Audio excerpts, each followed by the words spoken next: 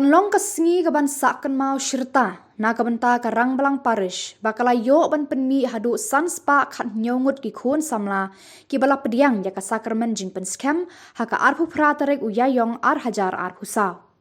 Ladan ki jinghikai na ki padar bar ki katekis na kabenta ki Khun Samla ki bapen kre ban Pdiang ya ka Sakramen Jingpynskhem sengi haswa ka sengi utrai. Haka jingalam lenti jeng Father Paul, Father Matthew, Father John, Father Edmund, but Father Jeffrey, ki Khun Samla kilaya benta haka Sakramen Jingpynskhem ban penkre yala ka mensim ban Pdiang ya ka Jingpynskhem. Haka ni kasngi utrai.